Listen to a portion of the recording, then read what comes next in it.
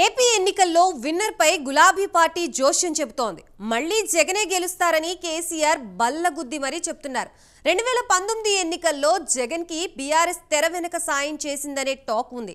అయితే ఏపీలో జగన్ అధికారంలోకి వస్తే బీఆర్ఎస్ కి జరిగే ప్రయోజనం ఏంటి అన్న ప్రశ్నలు ఎదురవుతున్నాయి. జగన్ ని అడ్డు పెట్టుకొని రేవంత్ సర్కార్ని ఇరకాటంలో పెట్టాలన్నదే కేసీఆర్ టార్గెటా? అందుకే ఇలాంటి ప్రకటనలు చేస్తున్నారా? గులాబీ పార్టీ ప్రకటనలు జగన్ కి ప్లస్సా మైనసా? అసలు జగన్ పై కేసీఆర్ స్ట్రాటజీ ఏంటి?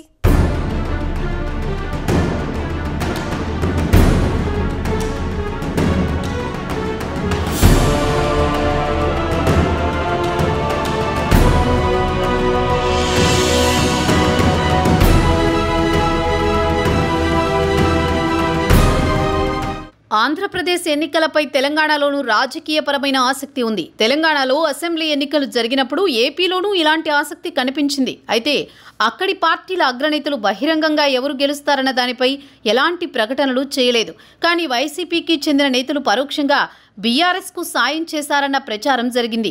వైసీపీ సీనియర్ నేత చెవిరెడ్డి భాస్కర్ రెడ్డి కొన్ని సర్వే ఏజెన్సీలను నిర్వహిస్తూ బీఆర్ఎస్ ముఖ్య నేతలకు నివేదికలు ఇస్తూ ఎప్పటికప్పుడు అలర్ట్ చేశారని అంటారు. అలాగే టీడీపీ సోషల్ మీడియా కాంగ్రెస్ పార్టీకి సపోర్ట్ చేస్తుంది. కాంగ్రెస్కు సపోర్ట్ చేసిందనడం కన్నా బీఆర్ఎస్కు వ్యతిరేకంగా పనిచేస్తుందని చెప్పుకోవచ్చు. చంద్రబాబు అరెస్టు సమయంలో కేటీఆర్ చేసిన వ్యాఖ్యలు కూడా దీనికి కారణమంటున్నారు. అయితే ఇప్పుడు ఏపీలో అసెంబ్లీ ఎన్నికలు జరుగుతున్న సమయంలో కేటీఆర్ ఏపీలో జగన్ గెలుస్తారని తమ మిత్రులు చెబుతున్నారని అంటున్నారు. సందర్భం లేకపోయినా వారు చేస్తున్న ప్రకటనల వెనుక రాజకీయ ఉద్దేశాలున్నాయన్న అభిప్రాయం వినిపిస్తోంది. అదేమిటన్న దానిపై రకరకాల చర్చలు జరుగుతున్నాయి.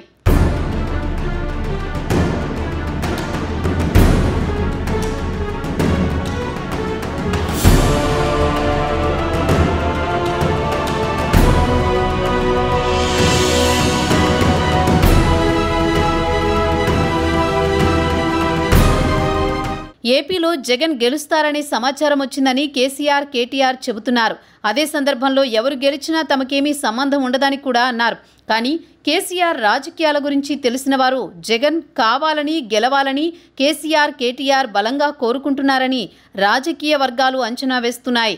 జగన్ గెలవాలని కేటీఆర్ ఎందుకు కోరుకుంటున్నారనే దానిపై అనేక రకాల కారణాలను విశ్లేషిస్తున్నారు.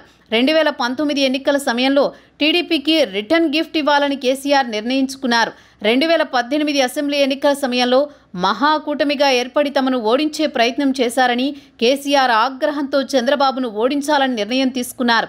రిటర్న్ గిఫ్ట్ ఇస్తామని నేరుగానే ప్రకటించారు. జగన్కి కేసీఆర్ చేయాల్సినంత సాయం చేశారని అంటారు. ఆ సమయంలో తెలంగాణ పోలీసులు టీడీపీని ఇబ్బంది పెట్టేలా పలు రకాల కేసులు పెట్టారు. అందులో డేటా చోరీ లాంటి కేసులతో టీడీపీ యాప్కు సంబంధించిన పూర్తి సమాచారం సేకరించారు. అలాగే కేసీఆర్ వైసీపీకి ఆర్థిక సాయం చేశారని కూడా టీడీపీ నేతలు ఆరోపించారు.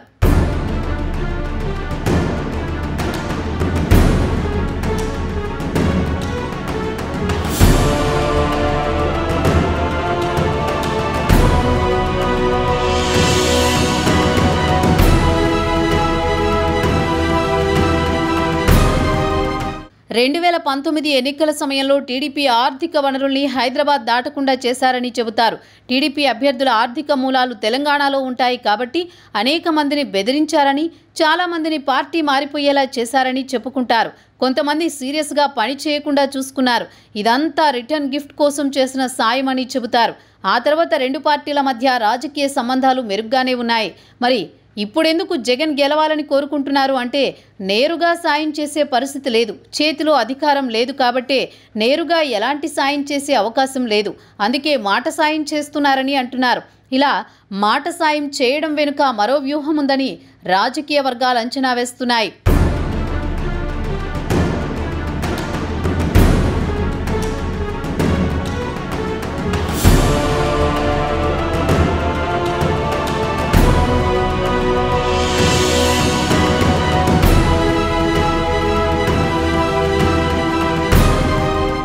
ఏపీలో వైసీపీ మళ్లీ గెలిస్తే జగన్ సాయంతో ఇక్కడ రేవంత్ సర్కారును ఎదుర్కోవచ్చన్న ఆలోచనలో ఉన్నారనే టాక్ వినిపిస్తోంది. పార్లమెంట్ ఎన్నికల తర్వాత రేవంత్ సర్కార్ ఉంటుందా ఉండదా అన్న దానిపై కేటీఆర్ చాలా భిన్నమైన ప్రకటనలు చేస్తున్నారు. ఈ క్రమంలో ఆ దిశగా జగన్ సాయంతో కొన్ని ప్రణాళికలు అమలు చేసే అవకాశం ఉందని కూడా చెబుతున్నారు. దానికి ఛాన్సులు ఉన్నాయని కూడా అంచనా వేస్తున్నారు. ఖమ్మం మంత్రి పొంగులేటి శ్రీనివాసరెడ్డి, నల్గొండ మంత్రి కోమటిరెడ్డి వెంకటరెడ్డితో జగన్కు సన్నిహిత సంబంధాలు ఉన్నాయి. పొంగులేటి శ్రీనివాసరెడ్డికి ఏపీ ప్రభుత్వం పెద్ద ఎత్తున కాంట్రాక్టులు ఇచ్చింది. అనుభవం లేని రంగాల్లో కూడా ఈ కాంట్రాక్టులు ఉన్నాయి. కోమటిరెడ్డి వెంకటరెడ్డి మొదటి నుంచి జగన్కు సన్నిహితుడు. వీరిద్దరి నుంచి రేవంత్ పదవికి ముప్పు అని కేటీఆర్ కొంతకాలంగా ఆరోపణలు చేస్తున్నారు. జగన్ రెండోసారి గెలిస్తే బలమైన నేతగా మారుతారు. ఆయన తన సన్నిహితుల ద్వారా సాయం చేస్తారని కేసీఆర్, కేటీఆర్ ఆశిస్తున్నారని భావిస్తున్నారు.